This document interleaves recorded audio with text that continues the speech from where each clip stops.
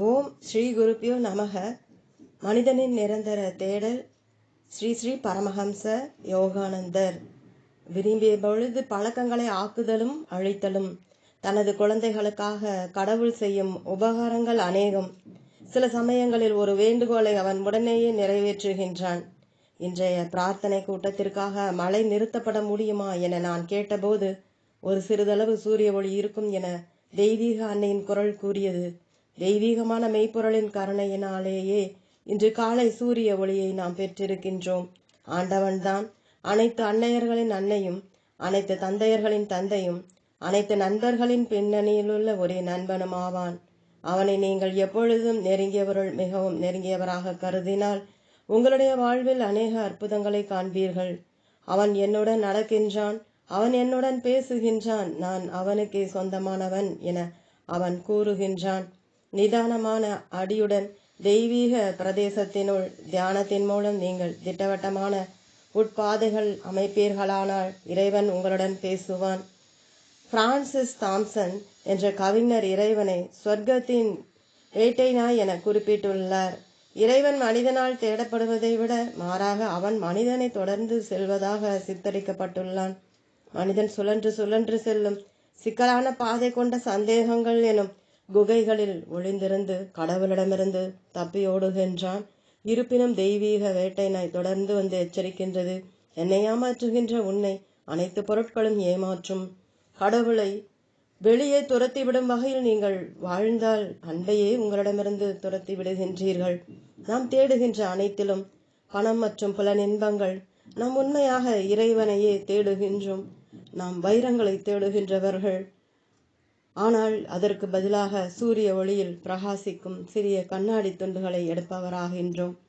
அவற்றின் கவர்ச்சியால் ஒரு கண நேரத்திற்கு குருடாக்கப்பட்டு தேடுவதற்கு மிகவும் கடினமான உண்மையான வைரங்களை தொடர்ந்து தேட மறந்து விடுகின்றோம். கிடைப்பதற்கு மிக கடினமாக இருப்பினும் உண்மையான மற்றும் நிரந்தரமான மகிழ்ச்சியை உங்களுக்கு தரவல்ல உங்களுடைய நல்ல பழக்கங்களே வைரங்களாகும். அத்துடன் தீய பழக்கங்களாகிய வெறும் சிறிய கண்ணாடி துண்டுகள் எளிதில் பெற முடிபவை ஆதலால் அவை உங்களுக்கு திருப்தி அளிப்பது போல தோன்றும். ஆனால் அவை ஏமாற்றும் தன்மை உடையவை ஆகையால் இறுதியில் ஏமாற்றத்தை கொணர்கின்றன. உங்களுக்கு திகட்டுதல் ஏற்படுவதால் எதுவும் உங்களுக்கு மகிழ்ச்சியை அளிப்பதில்லை. அந்த அனுபவங்கள் ஊடாக நான் செல்ல வேண்டியதில்லை. மானுட இன்பங்களின் முடிவை என்னால் காண முடியும். மேலும் உண்மையான மற்றும் நிரந்தரமான ஒரே ஆனந்தத்தை நான் இறைவனில் கண்டுள்ளேன். முதுமையின் உண்மையான விளக்கமானது ஒருவர் உலகத்துடன் சலிப்புற்றுவிட்ட நிலை என்பதாகும். நான் வாழ்வின் இன்பங்களில் மிகவும் சீக்கிரமாகவே சலிப்புற்றுவிட்டேன். அத்துடன் இறைவனின் ஆனந்தத்தை நான் தேடி கண்டிருந்தாவிட்டால் இவ்வுலகு எனக்கு மிதமிஞ்சிய சலிப்பை அளிப்பதாய் இருந்திருக்கும். அவனில் நான் காணும் மகிழ்ச்சியும் அபரிமிதமும் அளவற்றவை. பக்தனுடைய இதயத்தில் இறைவன் நுழையும் போது ஏற்படும் ஆனந்தத்தை வர்ணிப்பதற்கு எனக்கு முடிவற்ற காலமும் போதாது. இது மிகைப்படுத்தி கூறுதல் இல்லை. ஏனெனில் இறைவனின் ஆனந்தம் என்றும் உள்ளது, முடிவற்றது, என்றும் புதியது, எல்லையற்றது. நாம் அனைவரும் அதனுடைய கணநேர காட்சிகளை, நிரந்தர ஆனந்த நிலையை பற்றிய ஆன்ம நினைவூட்டல்களை அவ்வப்பொழுது அனுபவித்துள்ளோம். இவ்வுலகில் ஒவ்வொருவரும் தமது சொந்த நோக்கத்திற்காக நம்மை பயன்படுத்தி கொள்ள விரும்புகின்றனர். இறைவனும் அத்துடன் இறைவனை அறிந்த உண்மையான ஒரு குருவும் மட்டுமே நம்மை உண்மையாக நேசிக்க முடியும். சாதாரண மனிதன் அன்பு என்றால் என்ன என்பதை அறியான். எவருடைய தோழமையாவது உங்களுக்கு மகிழ்ச்சியை தரும்போது அந்த நபரை நீங்கள் நேசிப்பதாக எண்ணுகின்ற சார்புடையவராகிறீர்கள். ஆனால் உண்மையில் உங்களையே தான் நீங்கள் நேசிக்கிறீர்கள். அந்த மற்ற நபரின் கவனத்தால் உங்களுடைய அகந்தை மகிழ்வுற்றது, அவ்வளவுதான். அவர் உங்களை மகிழ்விப்பதை நிறுத்தினால் அந்த மனிதரை தொடர்ந்து நேசிப்பீர்களா? தன்னை விட அதிகமாக இன்னொருவரை நேசிப்பது என்றால் என்ன என்பதை புரிந்து கொள்வது மிகவும் கடினமானது. அத்துடன் ஒரு சராசரி நபருக்கு இதைவிட கடினமானது அதை பயிற்சி செய்வது. இதை விளக்குவதற்கு உண்மையான அன்பை பற்றிய நிஜ கதை ஒன்றை நான் உங்களுக்கு கூறுகிறேன். தனது மனைவியிடம் ஆழமான அன்பு செலுத்திய விசுவாசமான ஒரு கணவர் இந்தியாவில் இருந்தார். வேறொரு ஆண்மகன் அவளிடம் மோகம் கொண்டான். அவள் தன்னுடைய காதலனுடன் ஓடிப்போய் விட்டாள். அவன் இறுதியில் அவளை பார்த்து கொள்பவர்களோ அல்லது பணமோ இல்லாத நிலையில் கைவிட்டு விட்டான். ஒரு நாள் அவளுடைய கணவர் அவளை பார்ப்பதற்கு சென்றார். அவர் மென்மையாக பேசினார். அந்த அனுபவத்தை நீ முற்றிலுமாக முடித்து விட்டாயா? அப்படியென்றால் நீ என்னுடன் வீட்டிற்கு வா. அவள் தயங்கினாள். உங்களை மேலும் அவமானப்படுத்த என்னால் நினைத்து பார்க்க முடியவில்லை. சமூகத்தின் அபிப்பிராயத்தை பற்றி எனக்கு கவலை இல்லை, அவர் பதிலளித்தார். நான் உன்னை நேசிக்கிறேன்.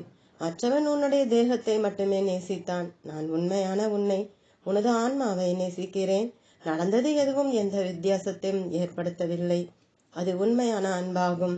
அந்த கணவர் தனது மான மரியாதையை பற்றி அக்கறைப்படவே இல்லை. அவர் தனது அன்புக்குரியவளுடைய நலத்தை பற்றி மட்டுமே சிந்தித்தார். நமது உண்மையான அன்பை செலுத்துவதற்கு பெரியதோர் தடைகள் நமது பழக்கங்களாகும். நாம் அனைவரும் தேவதைகளாக இருக்க வேண்டுமென நமது உள்ளங்களில் விரும்புகிறோம். ஆனால் நமது பழக்கங்கள் நம்மை துர்தேவதைகள் ஆக்குகின்றன. காலையில் நாம் நல்லதை பின்பற்ற வேண்டும் என நம் மனதை திடப்படுத்துகின்றோம். ஆனால் பகல் பொழுதில் நமது தீர்மானத்தை மறக்கின்றோம். ஆவி உற்சாகமுள்ளதுதான், தசையோ பலவீனமுள்ளது. தசை என்பது பழக்கங்களை குறிக்கின்றது. நமது ஆன்மாவும் நமது அறிவும் இசைவுடன் இருப்பினும் நமது நல்ல பழக்கங்கள் பலவீனமாக உள்ளது. பகவத்கீதை கூறுகின்றது. அத்தியாயம் 2 ஸ்லோகம் 60. நெறி நிற்கும் முக்திக்காக நல்லறிஞனுடைய மனதையும் கொந்தளிப்புள்ள இந்திரியங்கள் பலவந்தமாக பற்றி இழுக்கின்றன. அநேக மக்கள் பழக்கத்தின் பயங்கர தன்மையை புரிந்து கொள்வதில்லை. சிலர் பழக்கங்களை வெகு விரைவில் ஏற்படுத்தி கொள்கின்றனர். நல்ல பழக்கங்களை நிலைநாட்டும் பொழுது இது மிகவும் சரியே. ஆனால் தீய பழக்கங்களை ஏற்படுத்தக்கூடிய செயல்களை செய்யும் பொழுது அது அபாயகரமானது. இப்படிப்பட்ட ஒருவருக்கு ஒரு சிகரெட்டை நீங்கள் கொடுத்தால் அவர் வழக்கமாக புகைப்பிடிப்பவராக மாற நேரலாம்.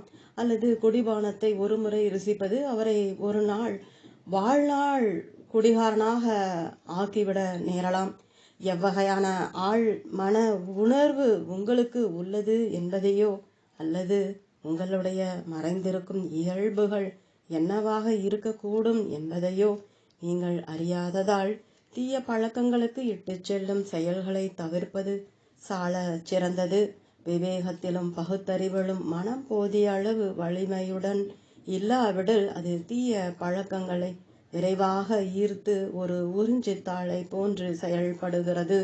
இவ்வுலகில் அநேக மக்களுக்கு உதவி தேவைப்படுகின்றது. இறைவன் அவனுடைய அன்பின் மனமுவந்த கருவிகளாக இருப்போர் மூலமாக அவர்களுக்கு உதவியை நிச்சயமாக செய்கிறார். அன்றொரு நாள் பரிதாபத்திற்குரிய ஒருவர் என்னிடம் வந்தார். இந்த நபர் குடிபோதையில் இல்லாத போது ஒரு நல்ல மனிதர். ஆனால் குடிக்க ஆரம்பித்தவுடன் அவர் ஒரு சாத்தானை போல ஆகிவிடுவார்.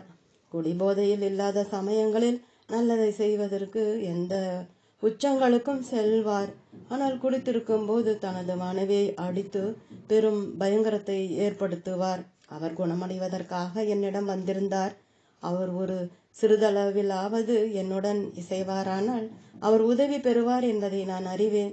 ஆனால் தீய பழக்கங்கள் எவ்வளவு பயங்கரமானவை என்பதை பாருங்கள். குடியின் தாக்கத்தில் இல்லாத போது தீமையின் ஓர் அடையாளத்தை கூட அவரிடத்தில் நீங்கள் காண முடியாது. அத்தகைய நேரங்களில் தன்னையே அழித்து கொள்ள வேண்டும் என்று நினைக்கும் அளவிற்கு தனது தீய பழக்கத்தை பற்றி அவர் பச்சாதாபத்தால் நொந்து கொள்வார். இருந்தும் அவர் குடிக்கின்றார். பழக்கம் இதைத்தான் செய்கிறது.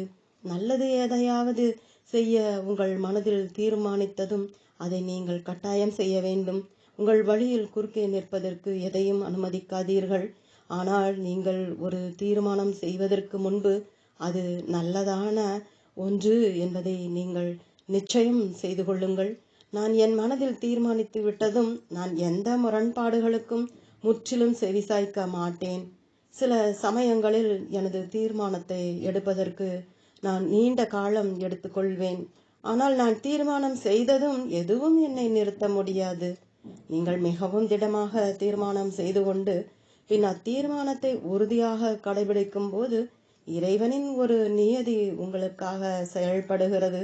நாம் அனைவரும் நல்லதையே நினைக்கிறோம். ஆனால் சில சமயங்களில் பழக்கங்கள் நமது விருப்பத்திற்கு எதிராக நம்மை மற்றவர்களுக்கும் நமக்கும் தீங்கிழைக்கும் விஷயங்களை செய்ய வைக்கின்றன. ஆகவே தீய பழக்கங்களால் அதிகாரம் செய்யப்படாமல் இருக்க உங்கள் மனதில் தீர்மானம் செய்து கொள்ளுங்கள். தொடரும். ஓம்.